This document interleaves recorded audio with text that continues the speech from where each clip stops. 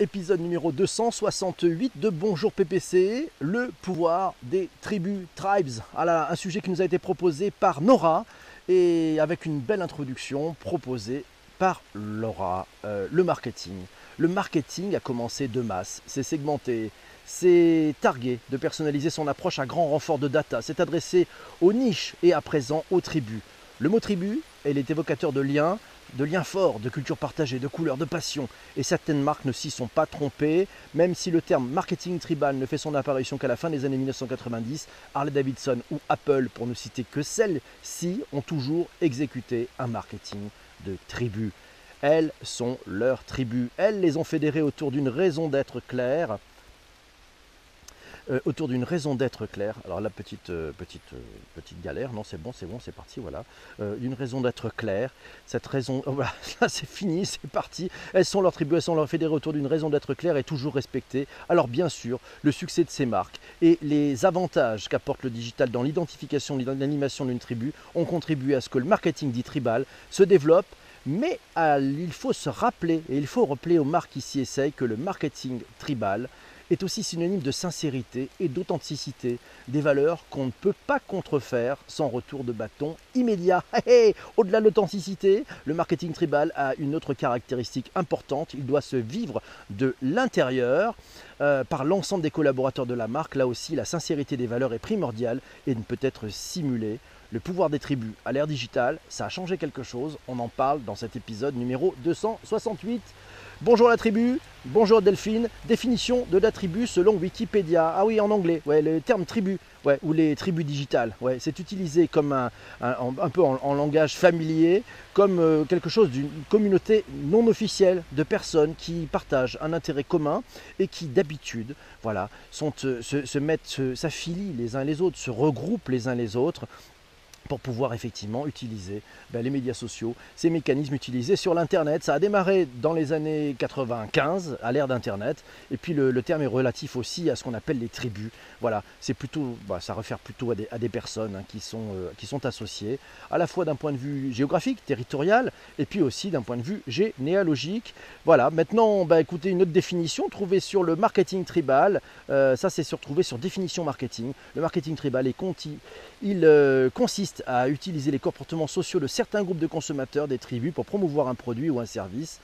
Pour être considéré comme une tribu, un groupe social doit avoir ses propres rites et ses propres codes. Les principaux utilisateurs du marketing tribal sont les marques d'habillement et accessoires de mode, ainsi que les produits high-tech, car les rites des tribus ont le plus souvent trait à l'utilisation de ce type de produit. Une marque textile peut par exemple ambitionner de devenir l'uniforme de la tribu. Le marketing digital va le plus souvent utiliser les codes, le langage, l'habillement propre à la tribu dans sa communication publicitaire. Un article à lire sur le site de définition marketing. Vous avez bien entendu tous les liens dans les notes d'épisode. Et bonjour à Thaïlande qui vient de nous rejoindre. Et voici, on continue.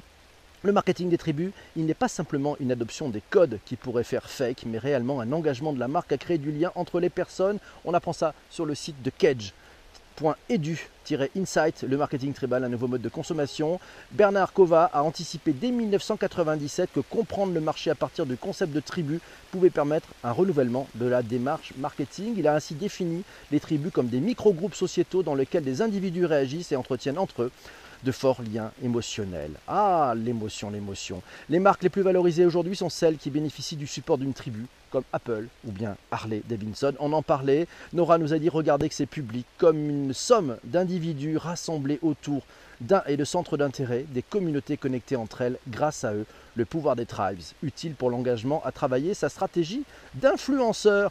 Ne ciblez plus d'audience, visez des tribes, diviser des tribus.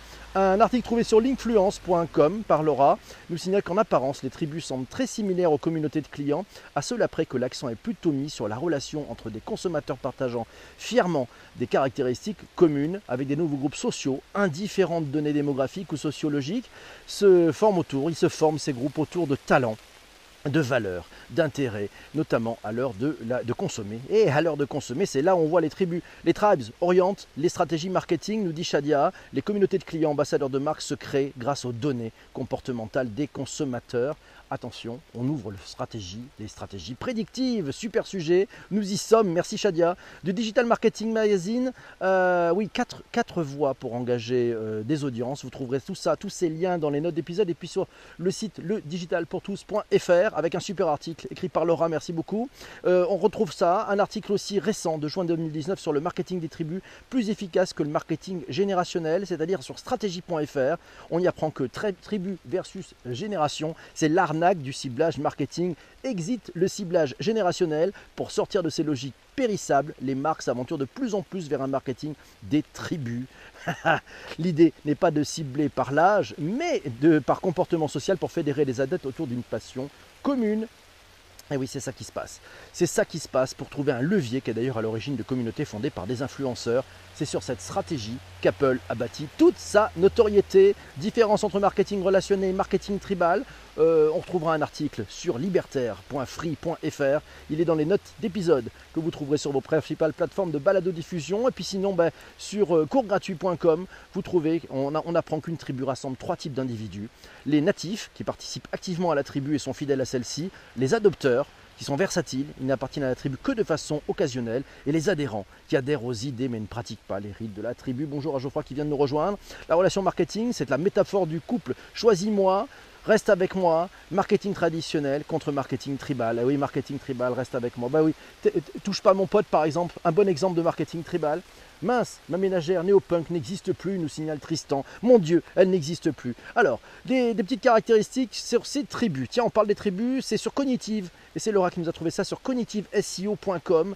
On y apprend notamment que les tribus, les caractéristiques des tribus, c'est un groupe qui partagent les mêmes états d'esprit, qui ont des membres actifs, qui font pas juste que se montrer, hein, ils sont actifs. La participation est volontaire, ça n'a pas été créé par des personnes qui sont converties. C'est des groupes qui peuvent être fermés ou isolés. Et puis voilà, il y a des évangélistes dedans. Ah là là, des évangélistes, tiens, ça me rappelle quelque chose, ou quelqu'un peut-être, pourquoi pas. On en parlera. Ces communautés, le marketing des communautés. Et oui, une thèse sur le sujet du marketing tribal a identifié 6 caractéristiques. Voilà, qui sont des règles pour ce marketing tribal efficace. L'entreprise doit proposer une expérience complète. L'entreprise doit pouvoir s'intégrer à la tribu et interagir avec elle. Le personnel doit partager la passion avec la tribu, être engagé et impliqué émotionnellement. La recherche d'intimité avec le consommateur est primordiale. L'entreprise doit être capable de créer et renforcer les liens interpersonnels entre les consommateurs. Et enfin, l'entreprise doit travailler sur le long terme et changer sa manière d'approcher les consommateurs. C'est Sarah qui nous dit bonjour et qui nous dit je connais bien le système des tribus. Voilà un bon sujet qu'on ne connaissait pas. Mince, la ménagère, elle n'existe toujours pas, cette ménagère néopunk. Tribal marketing, voilà, comment vous faites pour vos consommateurs, un article trouvé, alors c'est en anglais sur snip.com. Voilà, ça date de janvier 2019. Voilà, on voit qu'il y a différentes approches, vous irez lire tout ça, c'est Advertising Edge qui nous en parle, voilà, et qui dit notamment que grâce au marketing des tribus, les revenus de Nike ont grimpé de 10% en un an. Et oui, quand on met, ils font pas d'eau froide, hein. Ils se rappellent d'un principe, rappelez-vous de ce principe quand vous réfléchissez sur du marketing des tribus, pensez que 15% de vos consommateurs les plus fidèles génèrent 50% de la contribution. Et oui, voilà, donc ça c'est plutôt pas mal. Pourquoi les marques de smartphones sont devenues une équipe de foot? Un article à trouver sur frandroid.com nous apprend qu'on a parfois l'impression que l'affection de certains pour une marque de smartphone suscite la même adoration que celle des fervents supporters de football, que celle que les fervents supporters de football nourrissent à l'égard d'un club de foot. On n'ouvre pas le sujet Apple, Samsung. Non, pas ce matin, c'est pas possible. Sinon, ça va partir en cacahuète et puis on va avoir des trolls. C'est Laurent qui nous dit les tribes. Pendant sa courte période comme community manager de rue du commerce, créer une petite communauté de gens qui voulaient gagner des cadeaux m'a permis d'amplifier la communication de marque et d'avoir des défenseurs lorsqu'elle était attaquée. On l'avait cherché. C'était du nudge. Et puis il nous explique qu'un chat permettait aux clients de répondre aux autres clients pendant les heures où il n'y avait pas de community manager. Les clients conseillaient des achats à d'autres clients sur le chat du site. Tiens, ça me rappelle ce qui se passe avec Free, voilà, où ce sont les consommateurs qui aident les autres. Tribal Marketing, merci Schenner pour ce partage. Et bonjour à toi Quentin. Tribal Marketing dans l'ère digitale, un article Stairway to Heaven Strategy. Oh là là, un article à lire en anglais là aussi. que vous pourrez retrouver sur ledigitalpourtous.fr. Et merci à Alain pour ce partage. Et Twitter, et les utilisateurs Twitter, ils forment une tribu, vous le savez, vous êtes des utilisateurs de Twitter, on forme une tribu, nous avons nos langages, nous avons une façon d'analyser les tweets, nous avons une façon, nos codes, la façon de nous parler entre nous, même s'il y a plusieurs types de tribus sur Twitter. Voilà, les marques peuvent identifier les sujets, mais aussi les termes avec lesquels la tribu interagit sur les réseaux sociaux. Voilà, et toutes les données d'ailleurs sont disponibles, signale Laura, sur le site du Guardian. Delphine nous dit alors, on n'identifie plus des personas, mais des tribes. Et peut-être qu'on pourrait le passer là-dessus, mais bon, au sein des tribus, il y a quand même des personas. Et puis souvent dans les tribus, il y a des influenceurs. Et oui, ça, il faut aller les chercher aussi, mais pas vraiment. Voilà, ça c'est bon débat qui s'instaure en direct entre Sarah et Delphine. Sinon, on s'aperçoit qu'il y a un article, effectivement. Même Salesforce a son billet de blog sur le tribal marketing, nous signale Laura. Voilà, c'est un article à lire sur salesforce.com sur le blog. Ça date de 2017, mais on y apprend plein de choses, plein de belles choses dessus à lire. Le mot de la fin. Si on fait des recherches sur le terme marketing ou tribal, ce qui ressort, nous dit Laura, ce sont plus des noms d'agences de marketing digital qui s'appellent tribal. De Londres à Mumbai à Adélaïde, le monde est plein d'agences digitales qui disent avoir géré le marketing et savoir gérer le tribal marketing. C'est presque inquiétant quand on sait que le vrai marketing des tribus, celui qui est honnête, automatique et sincère, ne peut peut-être pas s'inventer ou se packager. Et c'est Fabienne qui nous dit, pour moi la communauté tribu a beaucoup d'avenir dans ce monde individualiste. Un échange sur Quora, nous signale Laura aussi. Sur Quora, on y apprend que voilà, il y a des communautés uniques, et puis il y a l'histoire de cette longue traîne. Voilà, et qu'à l'ère digitale, ça nous permet pas mal de choses, et des choses un peu étranges entre tribus. Mais voilà, c'est comme ça, puisqu'en plus, il y a plein d'outils qui peuvent se partager avec les tribus. Le futur du marketing tribal, c'est la data science, bien sûr. Et oui, tiré d'un blog post d'une agence de data qui s'appelle tribera.com. On y apprend notamment, et avec une étude d'Accenture, que 81% des consommateurs par les marques, aimerait mieux savoir et mieux connaître quand et comment on peut les approcher. Et c'est pour ça, et oui, parce que ce qui se passe aussi avec les marques un peu cultes, c'est qu'elles amènent finalement ces tribus à monter d'un piédestal, être un peu plus en proximité, et finalement à faire et défaire la réputation de cette marque ou des autres.